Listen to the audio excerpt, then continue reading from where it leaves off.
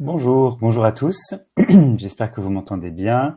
Je suis ravi d'être avec vous aujourd'hui pour ce webinaire dans cette journée passionnante des 24 heures RH organisée par Parlons RH avec plein d'informations, plein de présentations aujourd'hui. Je me présente rapidement, Rémi Malenfant de la société UKG. Aujourd'hui, ce dont je voulais parler avec vous, c'est parler de flexibilité et de voir un peu ce que ça représente la flexibilité du travail, voir ce qu'on entend par là, et surtout essayer un petit peu de démystifier ce sujet-là, et voir un peu quel est l'impact aujourd'hui de la transformation digitale sur ces sujets-là.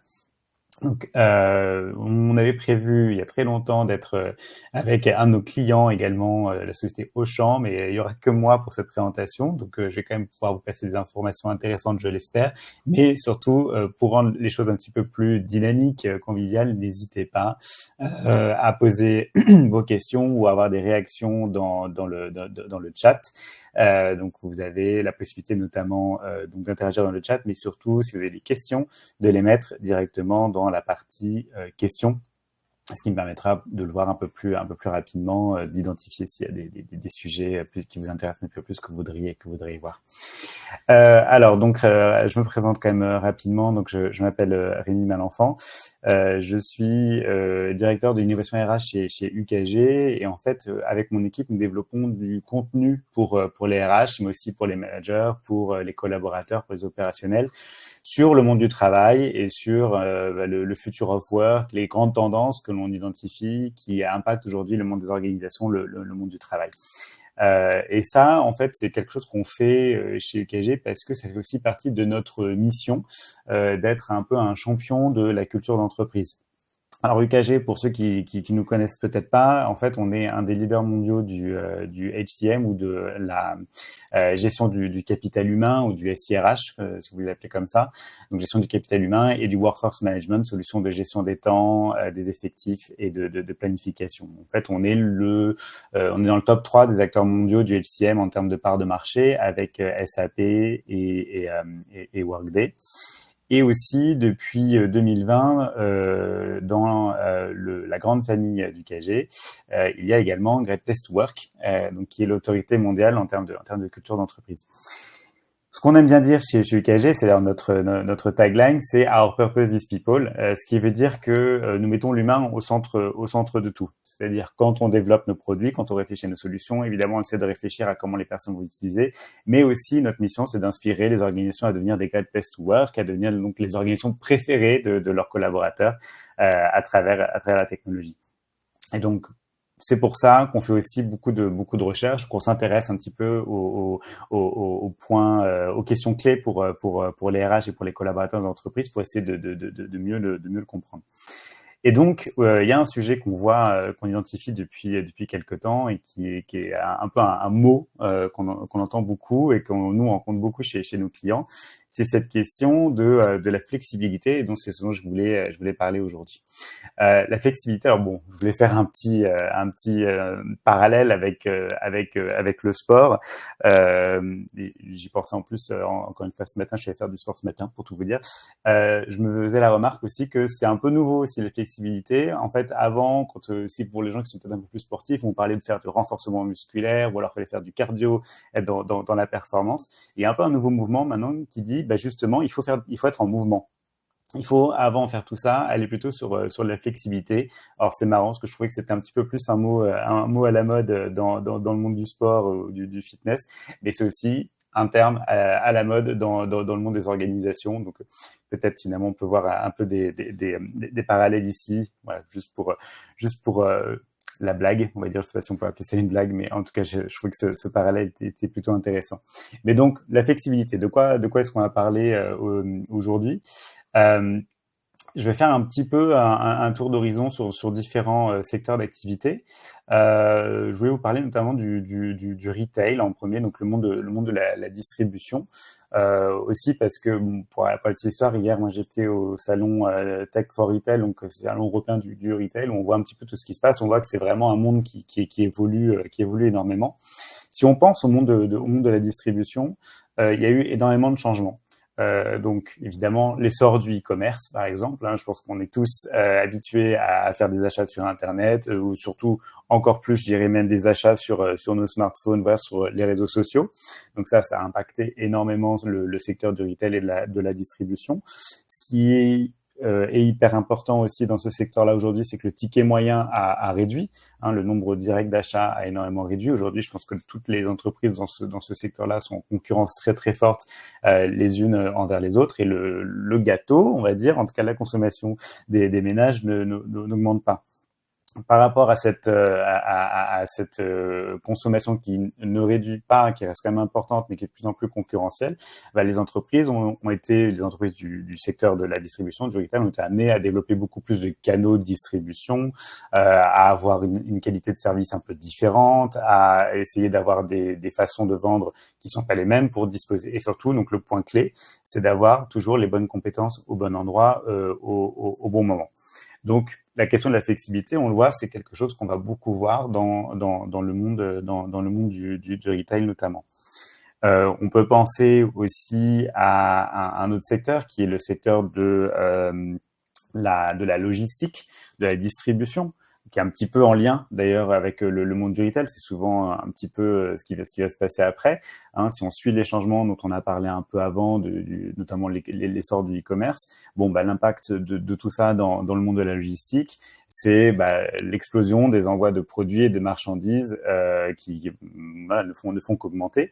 Les entreprises de la logistique ont toutes été amenées à investir dans énormément de technologies pour s'adapter à ces nouvelles tendances.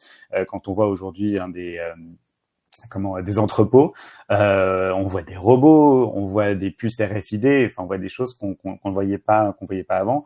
On voit des systèmes de gestion des flux dans les entrepôts extrêmement poussés. Donc tout ça, c'est ce qui a aidé ces organisations dans le monde de la logistique à contrôler les coûts, améliorer leur productivité pour fournir évidemment un service de qualité plus fort à leurs clients. Le pendant de ça, c'est qu'on a demandé aussi, et on demande toujours énormément de flexibilité aussi aux collaborateurs. Alors, voilà, je prends sur cette slide, je prends l'exemple d'Amazon. Je pense qu'on a tous entendu parler aussi des conditions de travail parfois qui sont décriées dans ce type d'entreprise. En tout cas, on voit bien qu'il y a une explosion de la flexibilité d'un point de vue peut-être du business ou du point de vue des organisations, mais ça se traduit aussi en termes de flexibilité pour les collaborateurs. Un dernier exemple aussi intéressant, assez similaire, mais qui est l'exemple de l'industrie. Aujourd'hui, quand on va visiter une usine, on va regarder une chaîne de production. Ça a évidemment énormément changé. Là aussi, des robots partout, des machines extrêmement développées. Moi, j'aime bien, souvent avant, on parlait des cols bleus, des cols blancs. En fait, aujourd'hui, maintenant, on est beaucoup à parler des cols gris. C'est-à-dire que quand on regarde les personnes aujourd'hui qui travaillent sur des chaînes de production, c'est des personnes qui vont être amenées à travailler avec énormément de software informatique, des robots qui sont assez poussés, donc qui demandent une certaine qualification. Donc les gens qui ont toujours besoin d'être présents, mais qui sont quand même amenés à beaucoup bosser avec des outils comme ça. Encore une fois, les rythmes ont beaucoup évolué. En revanche, ce qui est intéressant quand on pense au monde du manufacturing ou de l'industrie, c'est que même s'il y a énormément de robots, même s'il y a énormément de machines, même s'il y a énormément d'automatisation, l'homme, les humains, les gens sont toujours en fait au cœur de la machine. Donc ça, c'est un chiffre que j'aime bien. C'est issu d'une enquête qu'avait réalisée McKinsey spécialement sur le secteur industriel, donc le secteur du manufacturing, de l'industrie manufacturière. Et en réalité, aujourd'hui, même s'il y a énormément de robots, énormément d'automatisation, si on pense à une chaîne de production de voitures chez Renault, Peugeot, que sais-je, on voit bien ces énormes robots avec des bras qui font tout. Mais en réalité, aujourd'hui, plus de 71% des tâches réalisées dans les usines sont encore effectuées par des humains. Donc, dans toute cette discussion qu'on peut avoir en plus aujourd'hui avec les peurs qu'on peut avoir sur la technologie qui viennent remplacer les boulots des gens, qui vont venir peut-être supprimer des emplois, en fait, on se rend compte il y a encore de la marge et qu'il y a encore évidemment énormément de salariés. Alors, pourquoi je vous parle de ça? Parce que tout ce que dans c'était un peu cette introduction, ce petit tour d'horizon rapide sur les différents secteurs d'activité, on se rend compte que voilà, il y a énormément de choses qui ont changé, il y a un impact de la technologie, mais le pendant derrière tout ça, c'est que on vient énormément transformer les façons de travailler des collaborateurs.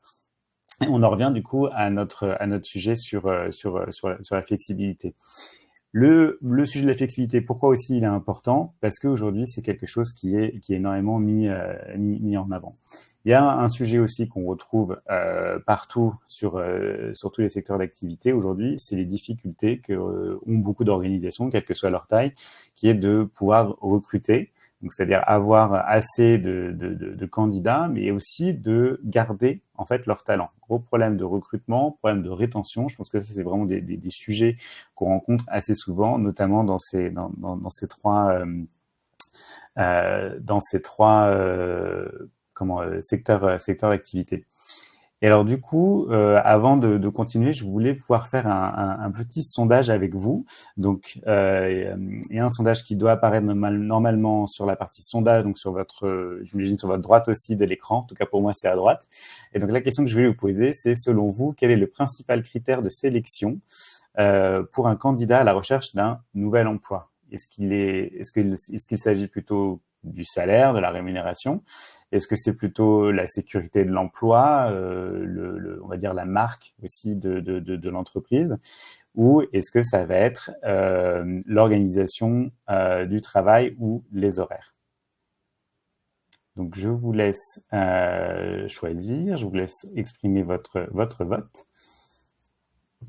Et je vois qu'on a aussi des commentaires dans le chat, des personnes qui répondent directement dans le chat. Merci.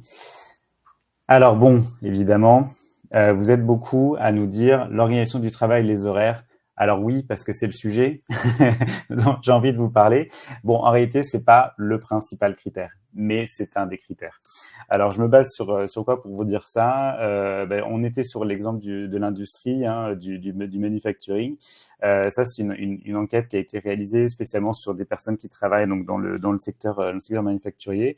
Les priorités pour les chercheurs d'emploi dans ce secteur, ça reste quand même toujours la rémunération. Je pense que la rémunération, le salaire, c'est quand même toujours dans le top 1 de toutes les enquêtes, on le retrouve quand même toujours. On sait que c'est quand même difficile de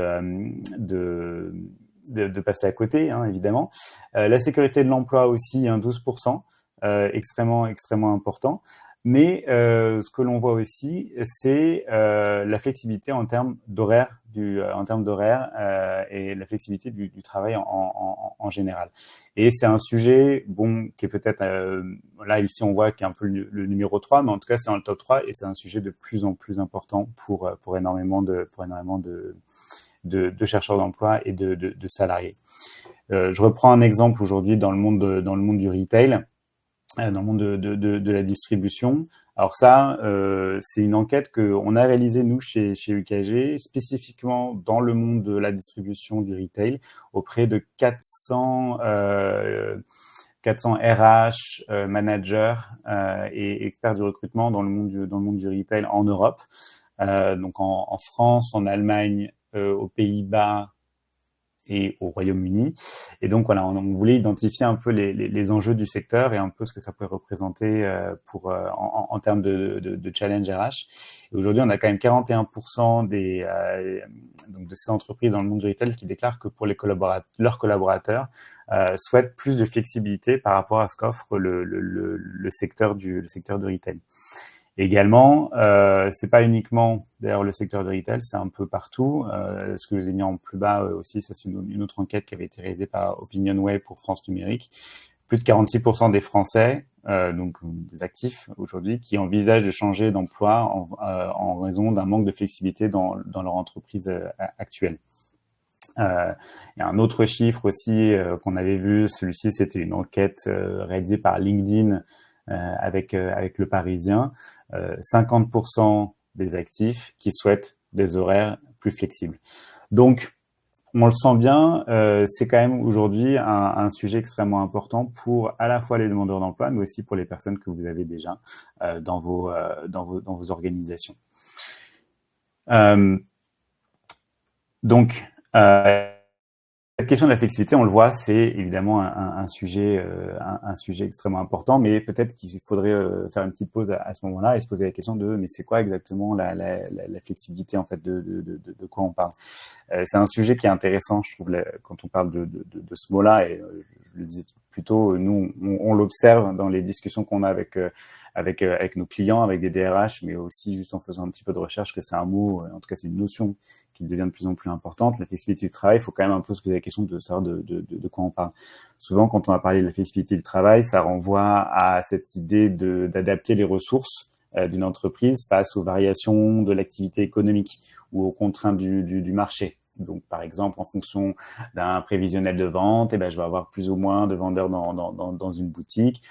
Si je suis dans l'industrie, en fonction de mes bons de commande, je vais avoir plus ou moins de salariés et peut-être faire appel plus à des contrats courts. Évidemment, là, il y a une question toujours qui est plus la vision business de la flexibilité, qui est d'ajuster la production et l'emploi en fonction des évolutions de la demande et de l'environnement économique, en quelque sorte. Derrière ça, on va retrouver un peu deux types, je dirais, de flexibilité. Il peut y avoir de la flexibilité un peu plus interne, c'est-à-dire j'ai mes salariés, comment est-ce que je m'assure d'avoir des salariés qui sont polyvalents, qui sont capables de faire plusieurs choses. Peut-être, si on reprend l'exemple de l'industrie, avoir des salariés qui sont capables d'être sur une ligne de production ou sur une autre. On parlait du retail également, avoir des salariés qui vont être capables de faire du merchandising, de la mise en rayon, mais qui vont aussi être en capacité de faire de la vente. Donc derrière, il y a des sujets évidemment de formation, et de certification qu'on va retrouver. Mais on a aussi la notion de flexibilité, on va dire, plus externe, qui consiste aussi dans certaines entreprises à remplacer des contrats à durée indéterminée par des contrats plus faciles à rompre, des contrats temporaires, faire appel à l'externalisation. Ça, c'est plus évidemment la flexibilité économique, la vision des entreprises, hein. Mais aujourd'hui, quand on parle de flexibilité, ce qui est peut-être un petit peu plus nouveau derrière ce concept, c'est qu'en réalité, on parle aussi de la flexibilité pour les collaborateurs. Donc, on l'a vu avant, hein, les collaborateurs sont en demande d'avoir beaucoup plus de flexibilité sur leur façon de travailler, sur leurs horaires. Alors, il y a quelque chose que l'on voit aussi beaucoup et que je trouve intéressant ou peut-être frustrant aussi parfois, c'est que ces derniers temps, évidemment, on a quand même tous vécu il y a 3 ans quelque chose d'assez incroyable avec le Covid, et on a beaucoup parlé du travail à distance, du télétravail, du remote, qui évidemment a énormément impacté les façons de travailler dans beaucoup d'organisations. Mais si on reprend, moi, les 3 secteurs dont je vous parle depuis le début, le retail, l'industrie, la logistique, le télétravail, c'est quand même un peu compliqué dans ces cas-là. Et donc ça, c'est un vrai sujet. Et j'ai l'impression que parfois, on a tendance à penser à la flexibilité beaucoup pour, on reprend le terme que j'étais tout à l'heure un peu plus sur les cols blancs, mais en réalité, les cols bleus aussi sont énormément en demande de flexibilité. Et pourquoi ça, j'estime que c'est un sujet important. C'est important tout simplement parce que les personnes qui aujourd'hui ne peuvent pas faire de télétravail, ce qu'on appelle aussi parfois les frontline workers, ou on va dire les salariés qui ont besoin d'être présents sur leur lieu de travail, en fait ça représente une part énorme des salariés. Et on a peut-être un peu trop parlé de télétravail en oubliant qu'il y a toute une partie de la population qui évidemment n'a tout simplement pas accès à ce niveau de flexibilité.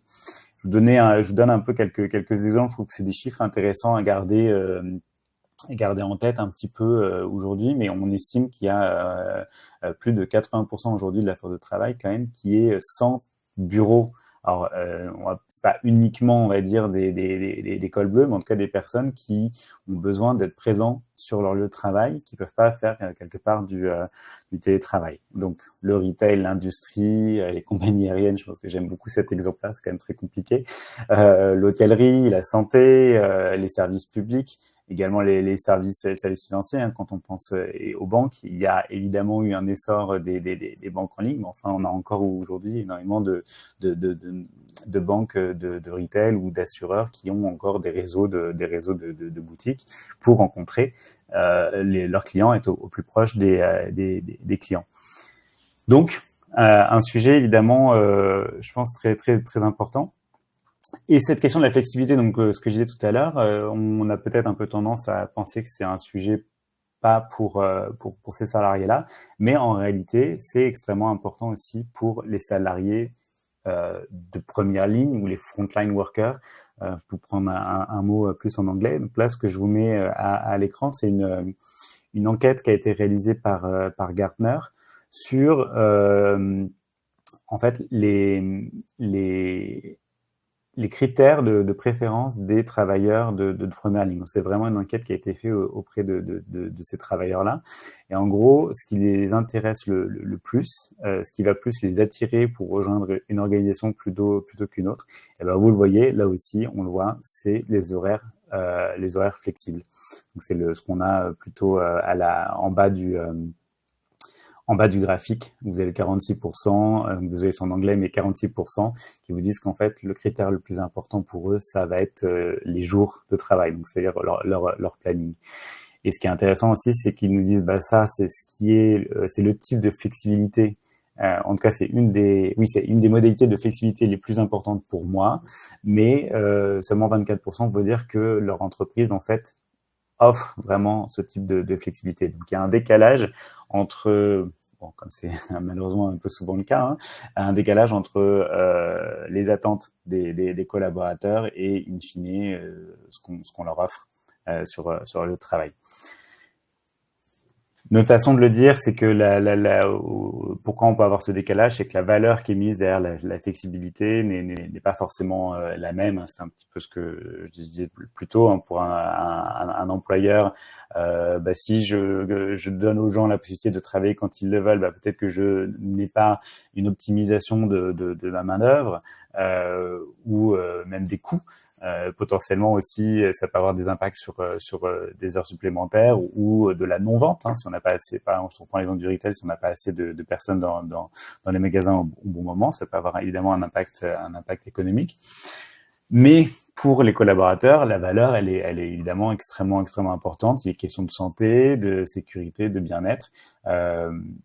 Je vois que beaucoup d'entre vous, d'ailleurs, certains d'entre vous ont mis ça dans les commentaires, dans le chat, hein, conciliation vie privée, vie pro. C'est un sujet extrêmement important. Il y a un exemple que j'aime bien citer, qui m'avait vraiment frappé à l'époque. Alors c'était un peu dans les premiers mois du Covid, quand on avait énormément de restaurants, de cafés qui étaient fermés, évidemment. Je me souviens c'était un podcast du Monde, l'heure du Monde, qui est un podcast que je trouve vraiment très bien, qui ne dure que 20 minutes malgré son nom. Mais en fait, ils avaient fait des interviews de plusieurs personnes qui se retrouvaient sans emploi à ce moment-là. Et il y avait un exemple qui était assez intéressant d'une personne, c'était un serveur dans la restauration qui faisait ça depuis des années, et qui avait l'air d'être évidemment passionné par son métier, mais qui du coup, du fait que les restaurants étaient fermés, a dû aller chercher un nouveau travail, et cette personne-là est devenue, je crois, secrétaire administratif pour un dentiste ou un médecin. Et en fait, il découvrait un nouveau monde où il avait des horaires qui étaient un peu plus fixes en fait, et pas de travail le week-end. Et il se rendait compte qu'il pouvait choisir un peu plus. Et donc ça, c'était intéressant parce que on se rend compte que la question du temps, de comment je gère ma vie, elle est en fait primordiale évidemment pour beaucoup de personnes, et je pense que on est beaucoup ici à le valoriser également. Le sujet derrière ça, évidemment, c'est pour une organisation, c'est quand même de pouvoir gérer au mieux tout ce qui est planification, planning, suivi des temps, suivi des horaires. Et donc ça, c'est un vrai sujet aujourd'hui qu'on appelle le workforce management, la gestion des effectifs. Aujourd'hui, pour gérer cette complexité qui est liée à la fois au mode de production qui évolue beaucoup, mais aux attentes des collaborateurs qui évoluent, c'est un vrai sujet sur lequel, sans la technologie, ça va être un peu compliqué. Et il y a un intérêt pour beaucoup d'entreprises, et on le voit de plus en plus dans beaucoup de secteurs, en tout cas dans les 3 secteurs que j'ai mentionnés jusqu'à présent, de mettre en place des outils de workforce management, de gestion des temps des effectifs. Ça permet de mettre un peu plus sous contrôle les dépenses, les heures supplémentaires notamment. Donc 5% des clients qui utilisent des fonctionnalités d'optimisation de la main-d'œuvre ou de gestion de workforce management peuvent réduire un peu leurs dépenses. On gagne du temps aussi en interne. J'aime bien ce chiffre, les 15 minutes, le chiffre qui est plutôt à droite, où on voit en fait des chefs d'équipe, donc ça, des chefs de rayon, des responsables de boutique, qui peuvent économiser 15 minutes par semaine pour la gestion des temps. Ça peut paraître pas grand-chose, mais en fait aujourd'hui, si vous réfléchissez par exemple, encore une fois, à l'exemple du retail, eh bien les responsables de boutique, c'est aussi souvent les premiers DRH ou les premiers RH pour les salariés qui sont présents dans leur boutique. Et donc, ils vont être amenés à gérer les demandes de congés, les absences. Ils vont peut-être aussi faire de la gestion des contrats de travail, répondre à des questions RH sur le temps ou sur plein d'autres sur plein d'autres sujets que les salariés peuvent avoir. Excusez-moi.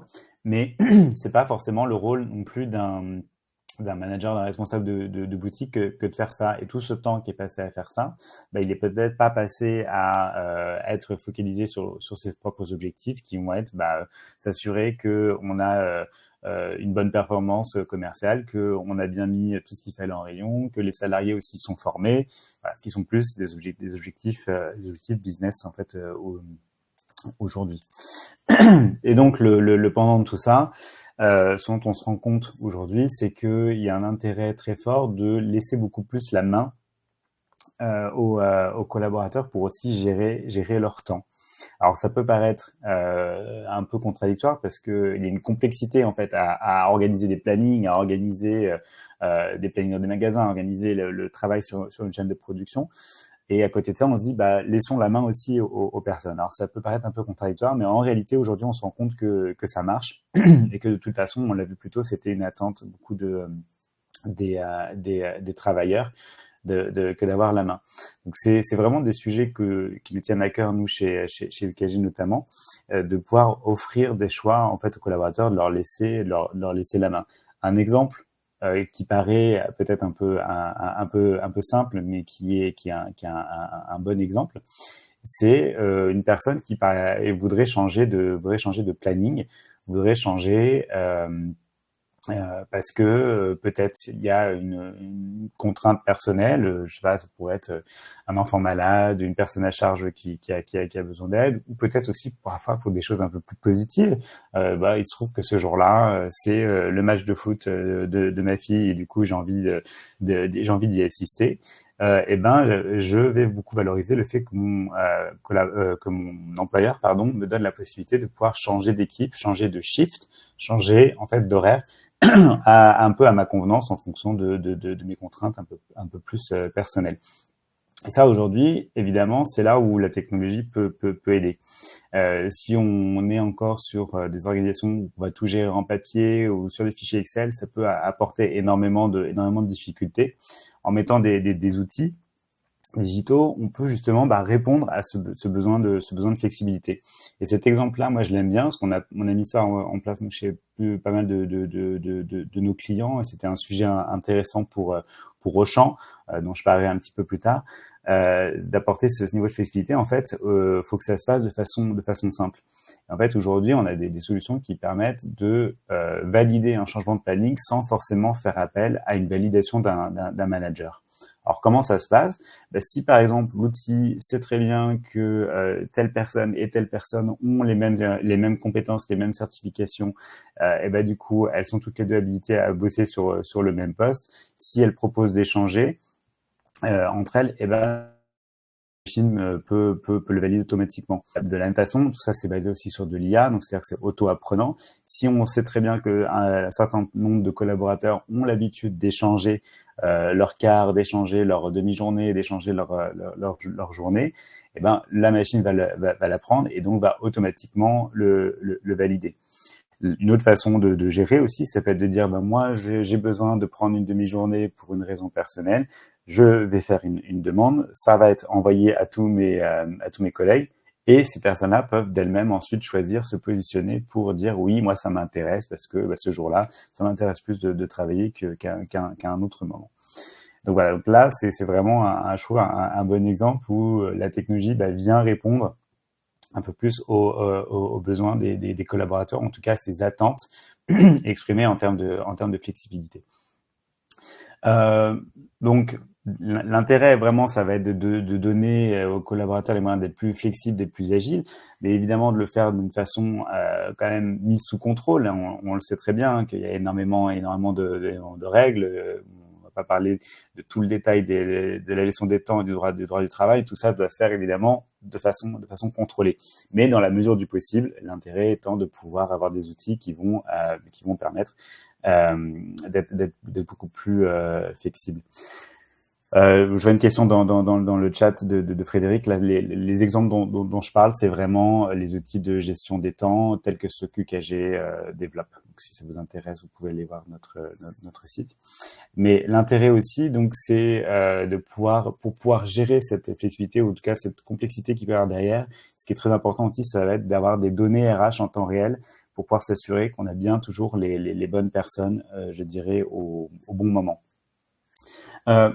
Trois avantages, moi, que j'identifie à faire. Alors, je l'ai mis en anglais, flexible scheduling, parce qu'en fait, c'est-à-dire avoir des horaires variables, des horaires flexibles, plutôt en français, donc qui est plus une notion juridique, mais le fait, en tout cas, d'apporter plus de flexibilité, je dirais, aux collaborateurs, c'est que je vais mettre plus en avant. Bon, il y a vraiment plusieurs avantages. Le premier, ça va être de répondre aux besoins de ses collaborateurs. On l'a dit avant, une conciliation vie privée, vie pro, c'est extrêmement important pour les collaborateurs. Je pense que ça peut aussi contribuer à limiter les licenciements. Donc, de mieux gérer aussi, en apportant un peu cette flexibilité, ça peut permettre de mieux gérer aussi les pics, hein, notamment si on reprend l'exemple du retail, où on sait très bien qu'il y a toujours quand même une saisonnalité.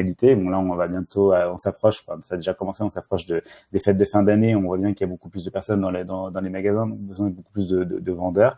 Voilà, le fait de leur apporter aussi une flexibilité comme ça peut éviter d'avoir trop à faire aussi à des contrats courts, des contrats un peu plus précaires. Mais ça contribue aussi un peu à améliorer la culture d'entreprise, en montrant que voilà, vous avez à cœur d'apporter aussi ces éléments et cette aide auprès des collaborateurs. Derrière tout ça, il y a la notion de l'expérience collaborateur et d'apporter une expérience collaborateur vraiment plus forte pour vos salariés. Et pourquoi, en fait, c'est important d'investir dans l'expérience collaborateur, l'expérience ou l'expérience employée. C'est qu'on le sait très bien, ça a un impact aussi sur la performance des entreprises. Alors, j'aime bien cet exemple-là. Je ne sais pas si le graphique est très clair ici, mais je vous explique en gros de quoi ça parle. Ça, c'est une enquête qui a été publiée dans la Harvard Business Review, spécifiquement sur le monde du retail. Encore une fois, là, moi, j'ai pris des exemples un petit peu partout, mais là, c'est sur le monde donc le secteur de la distribution, pardon. En fait, on voit qu'il y a un impact direct quand on est sur des magasins où les salariés sont plus engagés, nous disent moi j'ai l'intention de rester chez mon employeur parce que on m'offre plus de flexibilité et on m'offre une expérience collaborateur plus intéressante. Et ben on le voit que ces magasins-là sont les magasins qui réalisent des meilleures ventes. Donc il y a un lien. En tout cas ici qu'on peut voir qu'il y a un lien démontré pardon, entre offrir plus de flexibilité, offrir une meilleure expérience collaborateur à vos salariés et in fine leur performance individuelle et la performance un peu plus globale pour ces organisations. Ça, c'est là-dessus, c'est d'autres éléments qu'on a pu voir aussi, qu'on a étudié côté UKG spécifiquement sur le monde du retail. Même si je pense que c'est quand même un secteur d'activité dans lequel il y a toujours eu des saisons et donc une habitude quand même à avoir un peu plus flexible. On se rend compte qu'aujourd'hui les salariés sont toujours demandeurs d'une amélioration de cette flexibilité, d'une meilleure planification pour aussi avoir plus de visibilité en avance. Et surtout, j'aime bien ce chiffre-là, 35% des collaborateurs dans le monde du retail de la distribution qui nous disent que peut-être si on leur donnait des outils un peu plus modernes et plus faciles à utiliser, ce serait plus facile justement d'organiser la complexité qu'on peut retrouver derrière cette demande de flexibilité. Alors derrière tout ça, moi il y a un sujet que je trouve important aussi à rappeler et qui fait partie en fait aussi de voilà, de tous ces sujets qu'on évoque depuis tout à l'heure, c'est la partie, je dirais, c'est la communication.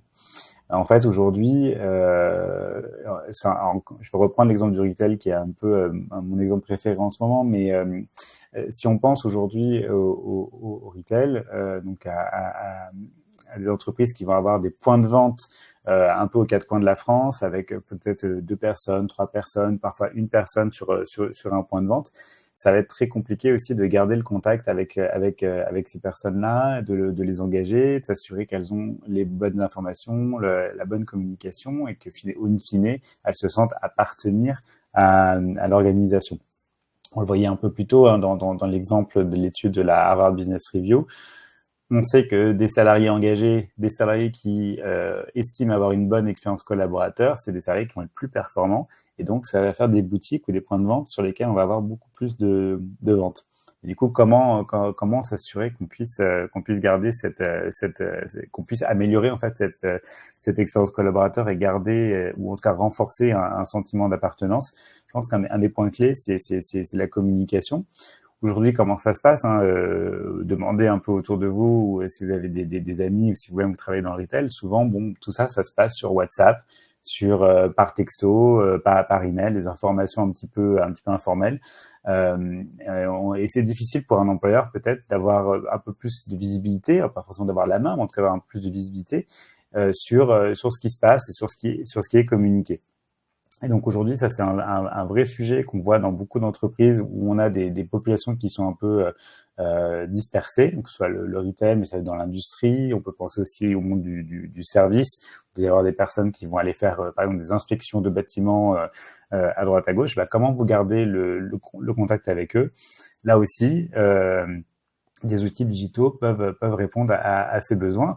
Et là, il ne s'agit pas de réinventer la poudre ou de faire quelque chose de complètement différent, mais c'est plutôt d'avoir une expérience qui se rapproche à des expériences qu'on a dans nos vies quotidiennes. Donc, leur offrir le moyen d'avoir un flux d'informations comme on peut avoir sur les réseaux sociaux les plus connus, où je vois en un clin d'œil un peu qu'est-ce qui se passe dans mon entreprise. Peut-être aussi j'ai la vue sur les postes qui sont ouverts, ou peut-être je peux voir qu'il y a une personne qui me propose d'échanger son shift avec moi. Mais je peux avoir aussi des informations plus sur l'entreprise, des informations sur la formation, sur des activités, des événements qui vont se passer. Moi-même, j'ai aussi la possibilité de pouvoir discuter avec mes collègues, de créer des groupes de discussion avec des personnes qui peut-être font le même métier que moi dans une autre région. Tout ça de façon un peu plus sécurisée, un peu mieux, on va dire, organisée que derrière des groupes WhatsApp un petit peu à droite à gauche. Donc cet élément de communication, voilà, c'est aussi des sujets très très importants qui, je pense, permettent aussi, pardon, de venir répondre à cette question de la flexibilité, parce qu'il faut quand même l'organiser, il faut expliquer comment ça va fonctionner. Et donc, il faut aussi pouvoir apporter de la bonne information au bon moment à vos collaborateurs. Vos collaborateurs, mais également vos managers. En fait, aujourd'hui, si on veut aller vers ça, qu'on soit dans le retail, dans la logistique, les services, dans l'industrie, si on veut aller vers plus de flexibilité des horaires et donner la main aux collaborateurs, il faut quand même être sûr que les managers, au final, auront quand même la vue sur ce qui se passe et peuvent avoir des mesures correctives si jamais il y a besoin, s'il y a des abus. Donc un point très important évidemment pour pouvoir mettre en place cette flexibilité, c'est d'avoir aussi des données, d'avoir accès à des tableaux de bord, à du reporting, notamment pour les managers, pour les RH également, pour pouvoir s'assurer que les choses ne sont pas effectivement dans l'excès, qu'il n'y a pas trop de taux d'absentéisme, qu'on n'a pas trop d'heures supplémentaires, s'assurer que les présences sont alignées avec ce qui était prévu. Et souvent, le reporting, malheureusement, va se faire de façon un peu a posteriori. Aujourd'hui, si on veut parler de flexibilité et tout ça, ce qu'il faut, c'est avoir vraiment des données en temps réel. Des données en temps réel et des données sur lesquelles on peut zoomer. Si je m'aperçois que, tiens, j'ai un problème sur tel magasin, peut-être que ça va être sur un magasin précis ou sur un rayon précis. Donc, pouvoir donner en temps réel de l'information aux managers aussi pour les aider à mieux gérer ces contraintes peut-être un peu organisationnelles ou administratives qu'on peut avoir derrière la flexibilité. Et alors, il y a un dernier point dont je voulais vous parler aujourd'hui sur cette question de la flexibilité qui peut être un petit peu peut-être surprenant ou peut-être un peu contradictoire, mais qui pour moi est un point important. C'est qu'au final, pour aller vers plus de flexibilité et donner la possibilité notamment aux salariés d'avoir beaucoup plus la main sur la gestion de leur temps, pour s'assurer que tout ça, ça marche, et ben en fait, il faut quand même faire beaucoup plus de planification en amont. Alors, qu'est-ce que ça veut dire? Ça veut dire être en capacité, en début d'année, en début de trimestre, après en début de mois, en début de semaine, d'avoir quand même une vue d'ensemble sur le volume de ressources dont vous avez besoin dans votre secteur d'activité, comment vous allez organiser le travail, en gros, de combien de personnes vous avez besoin, à quel moment, à quel endroit, quelles compétences aussi. Donc, évidemment, il faut vous assurer que vous avez bien des personnes qui peuvent être interchangeables. Si on met en place de la flexibilité, il faut avoir des personnes qui ont aussi un peu un niveau de compétences équivalent. Comment je m'assure que ces process-là sont bien communiqués? Également, je parlais un peu de la partie communication avant. Donc en fait, on a besoin de beaucoup plus planifier en amont pour s'assurer que si on ouvre un petit peu cette partie flexibilité, qu'on n'aura pas de problème au final. Aujourd'hui, en fait aussi, pourquoi la planification c'est un point intéressant. Ça, c'est aussi des retours qu'on a eu nous sur notre enquête qu'on a fait récemment. On se rend compte que les entreprises qui sont en mesure d'avoir une planification forte, un peu plus moderne, donc automatisée, sont 81% plus susceptibles, de fidéliser leurs clients. Donc, ça revient un peu sur ce que je disais avant, c'est que le fait d'offrir de l'activité, ça se prépare, il faut le planifier en avant, il faut être sûr qu'on a les bonnes ressources, mais ça vaut le coup, puisque in fine, ça vous permettra d'avoir un impact aussi sur la performance et sur l'expérience client aussi également. Et donc cette planification, en fait, qu'est-ce que ça veut dire? Ça veut dire d'être en capacité de faire des scénarios.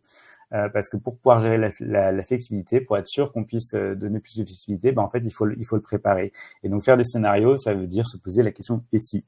Qu'est-ce qui se passe si finalement j'ouvre une nouvelle boutique, ou si j'ouvre un nouveau rayon, ou si je ferme un nouveau rayon dans un supermarché?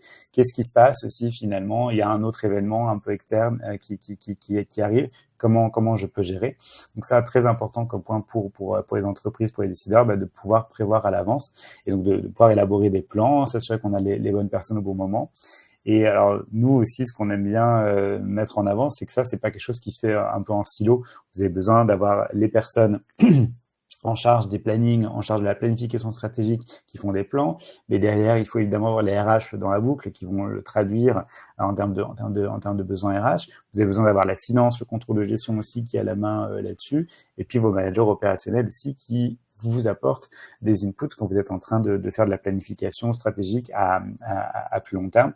Donc, très important aussi d'avoir ici des outils, je dirais, collaboratifs pour pouvoir s'assurer que vous avez la possibilité de faire cette planification. Mon dernier point aussi là-dessus, c'est que il est très important d'avoir les bonnes données, je veux dire, d'avoir des données qui sont des données en temps réel, pouvoir suivre de façon précise pour pouvoir améliorer la prise de décision pour les managers. Et aujourd'hui, il y a énormément d'innovations qui sont faites en termes d'intelligence artificielle qui font qu'on va améliorer aussi la qualité de l'information qu'on met à disposition des managers pour les aider à prendre des bonnes décisions. En conclusion, ce que je vais vous dire aujourd'hui, c'est que je pense que vous l'avez compris dans mon message, c'est que la flexibilité, notamment la flexibilité en termes d'horaire, c'est vraiment le premier facteur de décision pour les salariés pour rester en fait chez leur employeur, pour rester sur leur poste. Donc c'est vraiment un facteur de rétention, c'est vraiment quelque chose qui compte énormément pour beaucoup de collaborateurs. Nous, c'était vraiment un point très important qu'on a pu voir avec notre client Auchan, qui a mis en place nos solutions. L'idée, c'était vraiment de pouvoir mettre en place des outils modernes, faciles à utiliser pour l'ensemble de leurs salariés, pour leur permettre d'être plus acteurs, je dirais, de leur quotidien, de leur planning, et notamment parce qu'ils ont des populations très jeunes, notamment des étudiants, donc c'est très important pour eux. Dans cette dernière minute que je vois, parce qu'on arrive bientôt à la fin, et merci de m'avoir écouté. N'hésitez pas si vous avez encore des questions ou des remarques dans le chat, mais je voudrais conclure un peu par ça, parce que je trouve que c'est important de le répéter souvent, c'est que apporter de la flexibilité, améliorer l'expérience collaborateur, c'est pas uniquement pour être sympathique. On n'est pas juste gentil pour être gentil, c'est aussi que ça a un impact clairement sur la performance des organisations. Et ça, c'est quelque chose qu'on voit depuis des années. Si on regarde la performance économique des meilleures entreprises, notamment celles qui sont listées dans le magazine Fortune, et qui sont souvent en fait les entreprises labellisées Great Place to Work, on se rend compte que c'est des compagnies qui ont une performance économique plus élevée que les autres. Donc vraiment, c'est un appel à vous inciter tous à réfléchir à cette expérience collaborateur, à cette flexibilité. Ça aura aussi un impact pour vos organisations à plus long terme. Voilà ce que je voulais vous présenter aujourd'hui. J'espère que c'était intéressant pour vous. Si vous voulez garder le contact, je vous mets ces informations-là, et je pense que vous aurez accès aussi de toute façon aux slides un peu plus tard. Voilà, merci à tous pour votre participation et vos commentaires.